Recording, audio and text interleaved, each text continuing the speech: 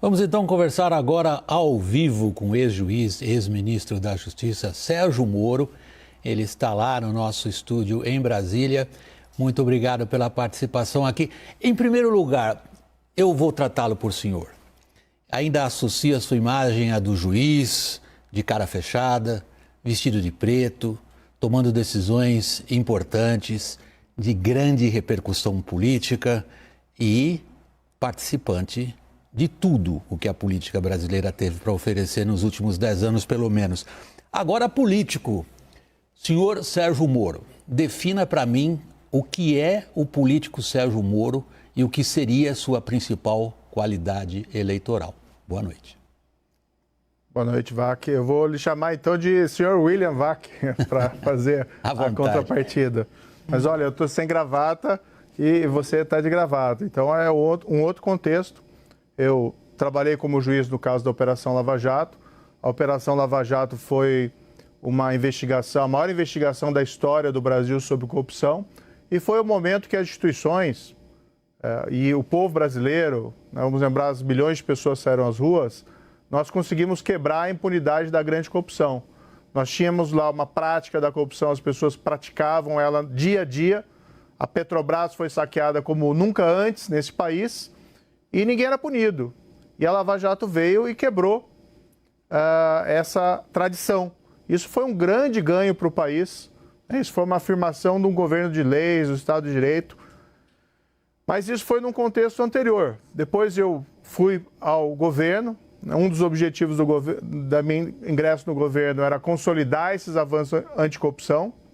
Claro que haviam ali também outros objetivos, como lutar contra a criminalidade organizada, combater a criminalidade violenta, e nisso nós fomos bem-sucedidos, pelo menos no período da minha gestão no Ministério da Justiça, mas não foi possível avançar na consolidação do combate à corrupção, muito por conta de falta de apoio do Planalto, do presidente.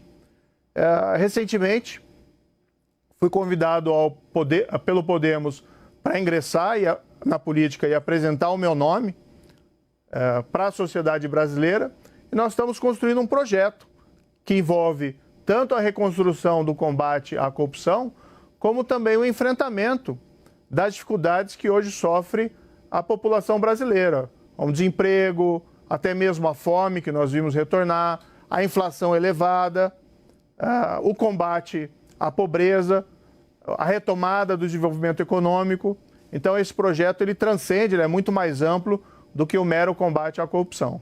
Vamos lá. Solicitado a se definir como político, o senhor imediatamente assumiu a postura: eu sou aquele que combateu a corrupção, eu sou aquele da lei e da ordem, e agora, ao final da sua resposta, o senhor se refere a, por exemplo, a pobreza.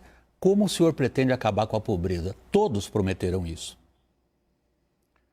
Esse é um problema que nós teríamos que ter resolvido já há muito tempo, para combater a pobreza. Isso existem cálculos econômicos, tá? É possível fazer mesmo dentro do orçamento do Brasil. Nós temos esses programas de transferência de renda que são importantes. Começou com o Bolsa Escola, depois quiseram mudar o nome por motivo eleitoreiro para Bolsa Família e agora de novo, por motivos eleitorais, para Auxílio Brasil. Mas são programas de transferência de renda importantes, que complementam a renda das famílias que se encontram em dificuldades. Agora, o que nós temos conversado com muitos especialistas a esse respeito, é importante uma abordagem mais individualizada das causas da pobreza. O que tem levado uma determinada comunidade a não escapar da armadilha da pobreza? O que leva uma determinada família a não conseguir escapar desse ciclo de pobreza?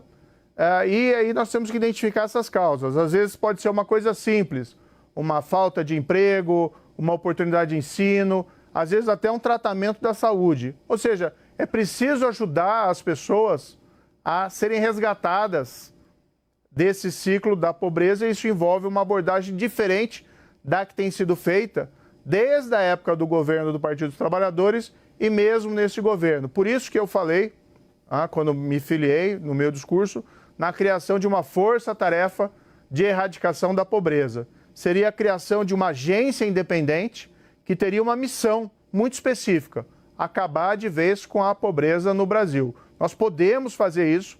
O Brasil tem uma economia grande o suficiente para suportar esses custos. Bom, nesse momento da campanha da corrida eleitoral, seria um exagero da nossa parte pedir para o senhor, por exemplo, detalhes ou, digamos, especificações dos seus planos. Mas eu acho que cabe uma pergunta geral aqui. Como é que o senhor pretende acabar com a inflação? A inflação hoje está sendo provocada pela perda da credibilidade fiscal do governo. O governo tem adotado uma postura irresponsável do ponto de vista fiscal. Agora existe essa proposta da PEC dos precatórios. Eu chamo essa PEC, na verdade, de PEC da recessão, que ela tem muitas coisas boas. Por exemplo, o aumento do Bolsa Família ou do Auxílio Brasil. Isso é importante. Mas junto com esse aumento de despesas, vem uma série de outras que não são prioridade no momento. Isso acaba levando o quê? Ao rompimento do teto de gastos. Na prática, o que isso significa?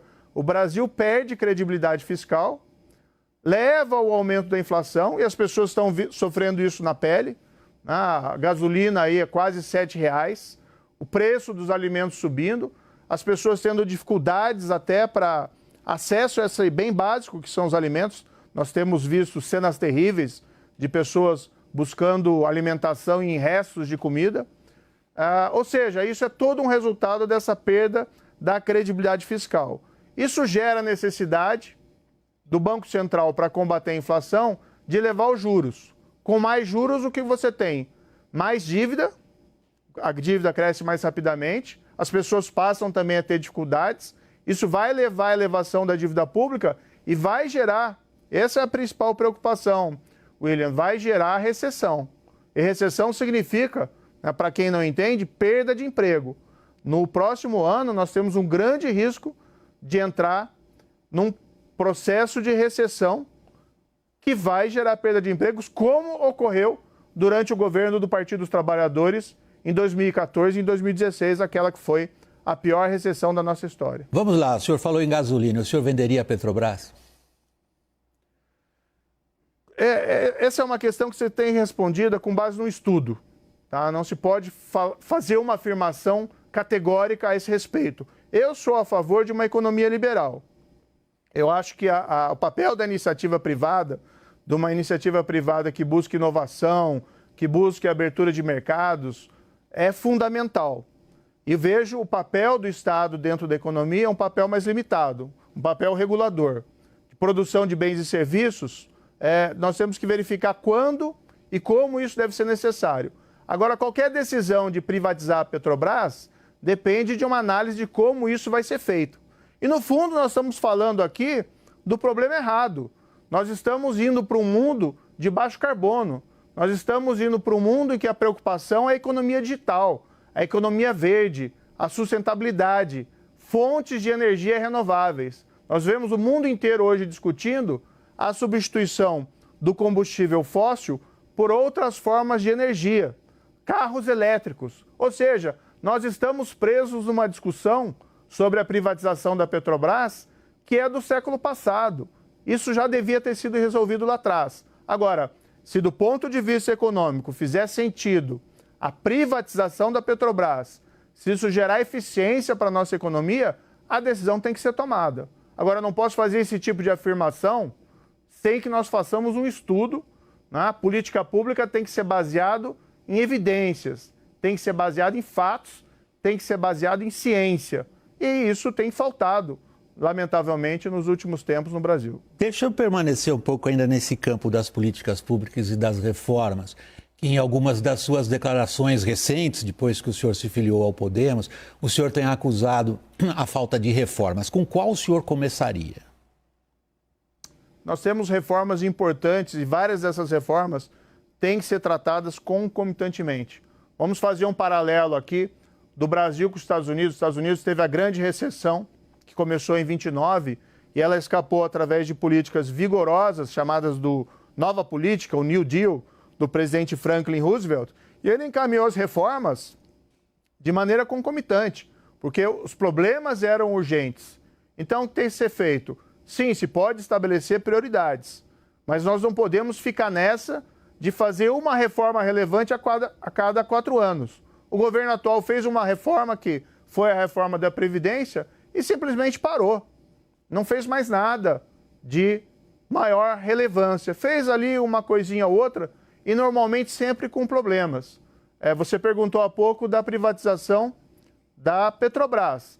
Pois bem, o governo demorou um tempão, encaminhou um projeto para privatizar a Eletrobras, que foi aprovado, mas junto com o projeto veio uma série daquilo que a gente chama de jabutis, né? Que são medidas basicamente ali de reserva de mercado, que geram ineficiência econômica. Para o telespectador, o que ele tem que entender? O projeto gera aumento da conta de luz. E as pessoas estão reclamando. Isso gera não só diminuição de renda das famílias, mas ineficiência econômica. Por isso que eu digo, qualquer privatização, e eu não tenho nenhum problema em privatizar a Petrobras, tem que ser feita com base no estudo. Tem que ser feito com base de uma forma certa. Não adianta privatizar mal feito, como fez o atual governo em relação à Eletrobras. Deixa eu prosseguir na questão das reformas. O senhor sabe que um dos principais diagnósticos das questões de contas públicas no Brasil se refere à incapacidade de sucessivos governos de controlar a questão dos gastos públicos. Boa parte deles se prende ao funcionalismo e à previdência.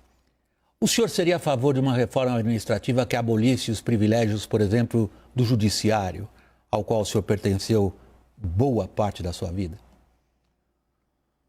Dentro do governo, eu era favorável a uma reforma administrativa. Nós precisamos ter uma reforma administrativa que valorize o servidor. Nós precisamos, claro, diminuir custos desnecessários, mas nós não podemos tratar o servidor público como vilão. O que nós precisamos, de fato, estabelecer, William, é uma meritocracia dentro do serviço público. Um serviço público que pode ser reduzido, mas que seja altamente profissional. O que a gente vê hoje?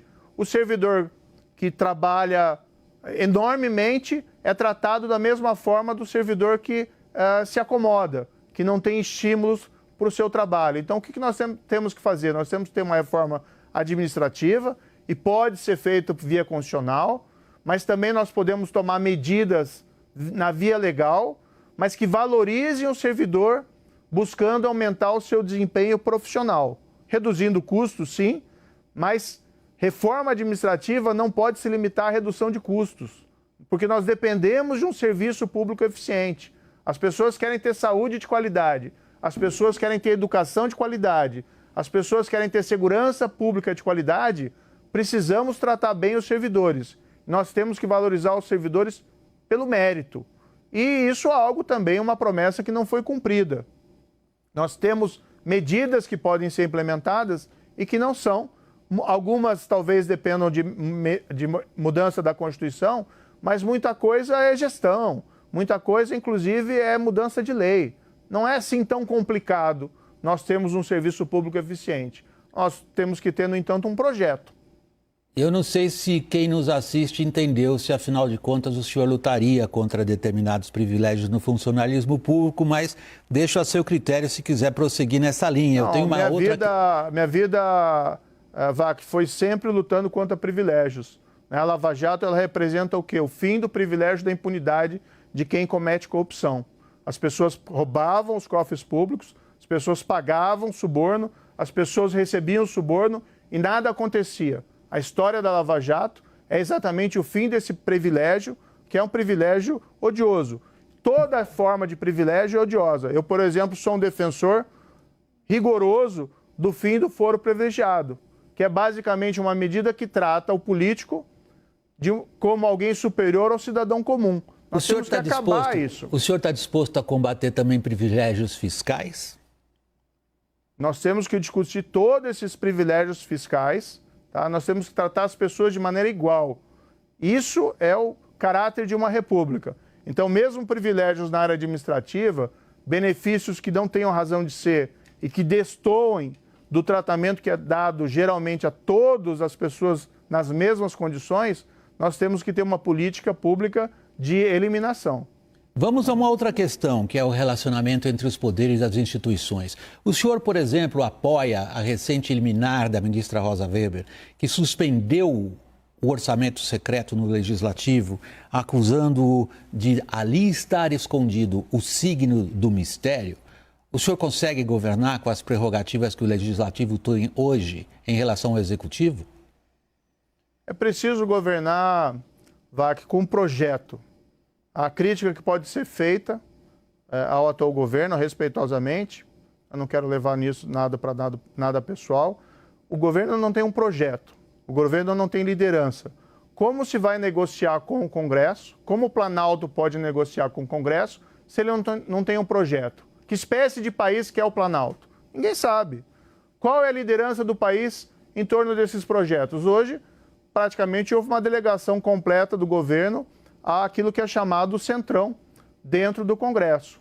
Então, precisa ter um projeto, e é um projeto que seja fundado em princípios e valores, mas tenha um norte correto. Nós precisamos retomar o crescimento econômico, nós precisamos reduzir, controlar a inflação, nós precisamos combater a pobreza e nós precisamos, sim, de uma maneira muito clara, não tenha nenhuma dúvida quanto a isso, nós precisamos, sim, reduzir os privilégios. Tá? Esse é o norte. Se você tem um norte de um projeto, você tem a possibilidade de ter o diálogo. Vamos colocar aqui um exemplo. Na década de 90, durante o governo do Fernando Henrique Cardoso, houve uma aliança entre dois partidos em torno de um projeto de estabilidade econômica, porque o Brasil vinha de anos sofrendo instabilidade da hiperinflação ou de uma inflação elevada. Foi feito um pacto político e foi possível ter um governo em cima de um projeto. Hoje nós não temos projeto. E a alternativa que se apresenta do outro extremo é um projeto que retoma um modelo de sistema de corrupção. Nós passamos lá pelo mensalão, petrolão, agora temos esse problema do orçamento secreto, que é utilização de verbas sem transparência. Não é o mesmo nível de mensalão ou petrolão, mas também é um problema, porque toda a verba pública tem que ser tratada com transparência. E veja, qual é a governabilidade que nós conseguimos com essas práticas? O governo do PT acabou na recessão de 2014 e 2016. E o governo atual está nos entregando uma recessão, mesmo transigindo com as boas práticas de governo e com a ética. Me permita interrompê-lo nesse ponto pelo seu uso da palavra governabilidade. A minha pergunta foi no sentido qual é a sua governabilidade, na hipótese da eleição de Sérgio Moro, o novo presidente do Brasil, perante um legislativo com tantas prerrogativas, e eu fui pedindo que o senhor falasse do papel do judiciário e particularmente do STF nas questões de governabilidade. Como o senhor imagina a sua relação com o STF, que declarou a sua suspeição, por exemplo? Só para que eu possa completar, perdoe. E como que o senhor imagina o papel do STF, que hoje é tido como uma instância política central, que não está na Constituição? Vac, só retomando a questão anterior, eu tentei responder, talvez não tenha sido totalmente claro. Eu acredito no poder do diálogo. Nós estamos conversando com vários agentes políticos e com vários partidos políticos. Claro que a governabilidade se constrói com diálogo, mas não tem como construir, não há como ter um diálogo se nós não temos um projeto. Então, primeiro é construir o projeto. E dentro desse diálogo, evidentemente, nós temos que ter princípios, valores que vão estabelecer o limite do que pode ser feito, né, dentro desses pactos de governabilidade. Do ponto de vista do Supremo, eu tenho um grande respeito pelo Supremo. É uma instituição importante do nosso país, foi criada lá em 1891, junto com a Primeira República, e fez coisas importantes. A própria Lava Jato foi impulsionada por decisões do Supremo Tribunal Federal. Agora, forçoso reconhecer, e isso é uma crítica que tem que ser feita, que nos últimos anos o Supremo Tribunal Federal tomou decisões que enfraqueceram o combate à corrupção. O fim da execução em segunda instância, a transferência de casos de corrupção para a Justiça Eleitoral, que não está bem preparada para cuidar desses casos, e o caso da anulação da condenação do ex-presidente, que, com todo respeito ao Supremo, para mim foi um gritante erro judiciário. Né? Ou vai se falar que não houve saque da Petrobras, ou vai se falar que não houve ali um esquema de corrupção que durou anos e que era praticado dia a dia contra a Petrobras durante os governos do Partido dos Trabalhadores. Então foi um erro judiciário, tá? Isso pode ser discutido, isso é uma crítica respeitável ao Supremo Tribunal Federal, que tenho muito apreço como instituição. E vários ministros, inclusive o próprio presidente do Supremo Tribunal Federal, o ministro Luiz Fux, é um magistrado admirável. Ele tem um discurso, inclusive, muito robusto, né, contra a corrupção e tem tomado as atitudes para preservar o combate à corrupção dentro do Supremo Tribunal Federal. Nós temos uma realidade política no Brasil hoje, que o senhor, como pré-candidato, evidentemente não ignora, que é a ausência exatamente do diálogo e da capacidade de entendimento, inclusive, sobre o que seriam os fatos. O senhor cita muito uma figura da história americana, Abraham Lincoln, o presidente americano, logo ali na época da Guerra da Secessão. E o que se conhece da história de Abraham Lincoln é o reconhecimento de que em política não se consegue afirmar princípios. Um dos episódios mais famosos da vida dele foi ter, entre aspas, corrompido parte do Congresso americano para conseguir a abolição da escravidão. Que princípios o senhor está disposto a sacrificar em nome do pragmatismo? Bem, nós estamos falando de uma realidade do século XIX dos Estados Unidos. Então, a prática política dos Estados Unidos foi alterada significativamente. A minha crença é que é possível, sim, construir governabilidade e ter diálogos produtivos com todos os espectros políticos, com todos os partidos, com todas as pessoas. Nós não podemos fazer um juízo depreciativo da política no sentido de que nada lhe presta. Pelo contrário, tem muita gente boa dentro da política. Agora, as pessoas reagem aos incentivos corretos. Tá? Se os incentivos forem positivos, a tendência é as coisas melhorarem. Se os incentivos forem errados, não tem como melhorar. Então, quando se, por exemplo, fez no governo do Partido dos Trabalhadores mensalão, a prática de suborno de parlamentares, como reconhecido pelo Supremo Tribunal Federal, é evidente que vai gerar uma relação deteriorada com o Congresso. Quando se tem hoje um orçamento que não tem a transparência necessária na visão, por exemplo, do Supremo Tribunal Federal, isso gera também a possibilidade de relações que não sejam as mais louváveis entre o Executivo e o Legislativo. Ou seja, nós temos que romper com essas práticas ruins políticas para que nós construamos governabilidade em cima de princípios e valores. Tá? Eu não transijo com os meus princípios e valores e a prova disso foi meu trabalho na Operação Lava Jato. Né? Foi bastante difícil. Eu era tido como um juiz rigoroso, mas na minha avaliação eu apenas apliquei a lei para quem pagou ou para quem recebeu suborno. E depois, dentro do Ministério da Justiça, quando eu vi meu trabalho comprometido, porque não tinha apoio do governo, e quando foi rompida comigo a promessa de que nós não protegeríamos ninguém, eu saí do governo. Né? Eu não vou ficar no cargo de ministro por prestígio e poder e à custa dos meus princípios. Até porque não são meus princípios, são princípios do povo brasileiro. O povo brasileiro quer pessoas honestas dentro da política. Vamos falar por último, é a minha última pergunta, sobre o seu aprendizado político. Antes da Lava Jato, o senhor leu sobre a reação do sistema político italiano à campanha das mãos limpas. O sistema político italiano ganhou da campanha das mãos limpas. Muitos que o aplaudem reconhecem que, em parte da sua atuação como juiz da Lava Jato, o senhor, em nome do combate à corrupção, e em nome de combater o que era visto como um golpe à democracia, que é o financiamento de partidos e de pessoas através de dinheiro público, o senhor deixou alguns princípios jurídicos de lado. Foi esse seu aprendizado? Não deixei, William. Isso aí são aquelas falsas narrativas que você falou anteriormente. Se fala, por exemplo, em criminalização da política. Ninguém foi processado, acusado ou condenado com base em opinião política.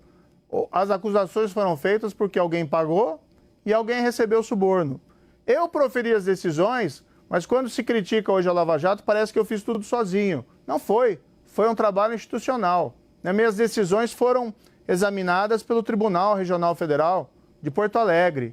3 desembargadores altamente responsáveis, profissionais, magistrados de carreira. As decisões foram mantidas pelo Superior Tribunal de Justiça, tribunal aqui em Brasília, 5 magistrados, né, pessoas corretíssimas, profissionais. Ou seja, sempre se decidiu segundo a lei e a prova. Agora, existe de fato uma dificuldade, né? Quando se combate a corrupção, o sistema que é alimentado por essa corrupção, ele busca reagir, como aconteceu na Operação Mãos Limpas, lá na Itália. Aliás, esse foi um dos motivos que me motivou a ir para o Executivo, porque eu queria evitar esse mesmo destino. E enquanto eu estive lá no governo, a gente tem isso de maneira muito clara, né? Eu lutei com todas as minhas forças para evitar qualquer espécie de retrocesso. Quando eu saí, há uma degeneração. Hoje existe combate à corrupção aqui no Brasil? Muito pouco. Tá? Não temos o mesmo cenário que tínhamos na época da Lava Jato. Então vamos lá. Muito distante disso. Nós precisamos retomar isso. Vamos lá, última pergunta, a última da última, realmente sobre campanha eleitoral. O ex-presidente Lula, que o senhor colocou na cadeia, deu uma entrevista de grande repercussão internacional, dizendo ter sido impedido pelo senhor de participar das últimas eleições, nas quais ele teria tido, segundo as pesquisas de opinião daquela época, boas chances de vitória. E ele se considera, e boa parte da imprensa internacional o ouve muito, quando ele diz que ele foi um prisioneiro político. Essa faz parte daquelas versões alternativas. Primeiro, eu proferi uma sentença contra o presidente em 2017, baseado em provas, baseado em fatos, baseado na lei. A decisão foi confirmada pelo Tribunal de Apelação de Porto Alegre. Mais uma vez, 3 magistrados profissionais em julgamento público aberto que disseram as suas razões pelas quais faziam aquilo. Essa decisão foi confirmada pelo Superior Tribunal de Justiça aqui em Brasília. O ex-presidente só foi preso quando o Supremo autorizou essa prisão em março de 2018. Eu nunca tive nenhuma animosidade pessoal em relação ao ex-presidente. Eu fazia o meu trabalho como juiz e tomei essa decisão com muita consciência tranquila, porque era isso que determinava as provas. O que aconteceu depois, como aqui já mencionei, com todo respeito ao Supremo, eu avalio como sendo um erro judiciário. O tempo vai dizer isso. Tá? O ex-presidente insistiu na sua candidatura em 2018 quando estava inelegível. Tá? E, no fundo, ele foi poupado de uma derrota, porque havia na memória das pessoas muito claro, não só esses modelos de corrupção do Partido dos Trabalhadores, ou pelo menos que surgiu no governo do Partido dos Trabalhadores, mas a grande recessão de 2014 e 2016. Nunca houve uma recessão tão grande assim na história do Brasil. As pessoas se esquecem. E as sementes dessa recessão foram plantadas durante o governo Lula. Aliás, o ministro da Fazenda era o mesmo, tanto no final do governo Lula como durante o governo da sua sucessora. Então, eu não acredito que o ex-presidente, mesmo se estivesse em liberdade, tivesse ganho aquelas eleições. Tanto que apresentou um candidato que usava máscara até de papel dele, e mesmo assim esse candidato perdeu. Agora, eu acho preocupante, aproveitando a sua pergunta, acho preocupante quando se flerta com o autoritarismo.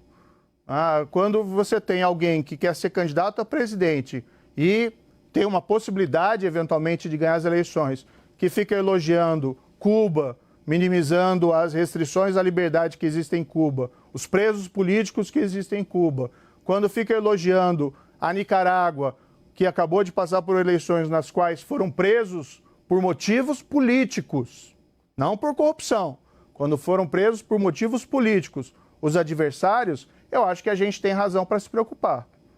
Eu acho muito preocupante que nós não tenhamos clareza nas credenciais democráticas de um candidato à presidência da República, seja aqui na extrema esquerda ou, infelizmente, como tem no Brasil também, na extrema direita. Sérgio Moro, ex-juiz, ex-ministro da Justiça, nosso obrigado aqui do Jornal da CNN pela sua participação e boa noite. Foi um grande prazer, William. Obrigado pela essa conversa. Espero que seja a primeira de várias participações aqui na CNN. Eu estou sempre à disposição para falar e explicar todos os fatos e também falar sobre o futuro, que eu acho que é extremamente importante. Obrigado. Obrigado.